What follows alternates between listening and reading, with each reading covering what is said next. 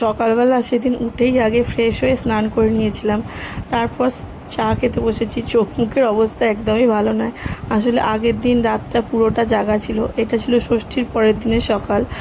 তো আপনারা যারা আগের ব্লগটা দেখেছেন তারা তো জানেনই আমার ছেলের প্রচণ্ড রকমের শরীর খারাপ হয়েছিল। তো রাত্রির 12টার পর থেকে ওর জ্বরটা নেমে যায় আর পটি হওয়া শুরু হয়। তো তখনই বুঝতে পারি যে ওর পেটের কোনো রকম একটা ইনফেকশনের জন্য এতটা জ্বর উঠে গেছিলো। আর যে সেই জন্যই জল ঢেলেও জ্বরটা নামছিল না। নর্মাল জ্বর হলে জল ঢাললেই জ্বর নেমে যায়, কিন্তু ওর তারপরেও জ্বর নামছিল না। তো ওই জন্যই সকাল সকাল চলে এসেছি ডাক্তারের কাছে, ওকে ব্যান্ডেজে ডাক্তার দেখেন ওনার কাছেই। আগের দিন বিকেলেই নাম লেখানো হয়েছিল। তো ডাক্তার দেখানো হয়ে গেল, ডাক্তারও একই কথা বললেন যে ওর পেটের একটা ইনফেকশন হয়েছে। তো তার জন্যই জ্বরটা অত বাড়াবাড়ি রকমের হয়ে গেছিলো আর জ্বরটাও নামছিল না। তো এখান থেকে ওষুধ নিয়ে নিলাম, তারপর এলাম একটুখানি ট্রিটে। যেহেতু 10টা বেজে গেছিলো, এখান থেকে বাড়ি যেতে বেশ খানিকটা টাইম লাগবে আর খিদেও পেয়ে গেছিলো। তো এখান থেকে একটুখানি ধোসা খেয়ে তারপর বাড়ি যাবো, সৌম্য সেরকমই একটা বললো। তো ছেলেটাকে যেহেতু আবার বলেছে, ওর সামনে ডাক্তার বলেছে যে ওর কিছুই খাওয়া বারণ নয়, সব খেতে পারে, শুধু রুটি দুধ ছাড়া। ওকেও একটু ওই জন্য ধোসা দিলাম, তবে ও ধোসা বিশেষ খায়নি, ওর কাছে ওআরএস জল ছিল, ও ওটাই খেয়েছে। তারপর প্রচণ্ড রকম একটা বৃষ্টি হলো, যার জন্য আমরা টিটে বেশ খানিকক্ষণ আটকে পড়েছিলাম, কিন্তু বৃষ্টিটা পুরোপুরি ছাড়েনি। তারপরেও বেরিয়ে পড়েছিলাম, আর কতক্ষণই বা বসতাম। তো ছেলেটার রেনকোটটা আমাদের সাথে ছিল আর আমাদের হেলমেটটা ছিল, ওইভাবেই বেরিয়ে গেছিলাম।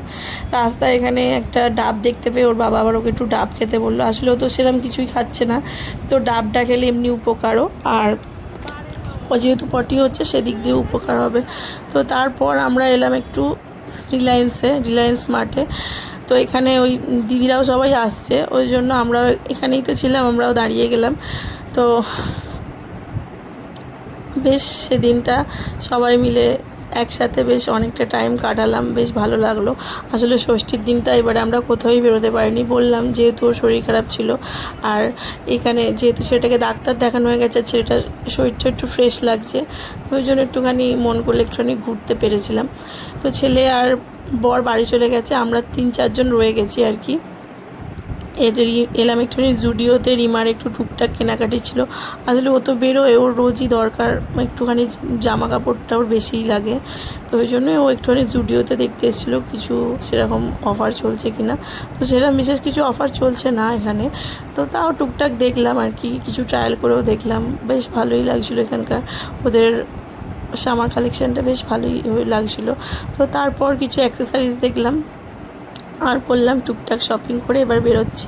তো বৃষ্টি তো এখনও থামেনি, বাড়ি তো ফিরতেই হবে, কতক্ষণ আর দাঁড়িয়ে থাকবো। তো চলে এসেছি বাড়ি, খেতে বসে গেছি। আজকে সিম্পল মেনু, মটনের ঝোল আর ভাত। তো চলুন আজকের ব্লগটা আমি এখানেই শেষ করলাম। ভালো লাগলে অবশ্যই একটা লাইক কমেন্ট করে দেবেন। আজকের মতন টাটা বাই, দেখা হবে পরের একটি ভিডিওতে।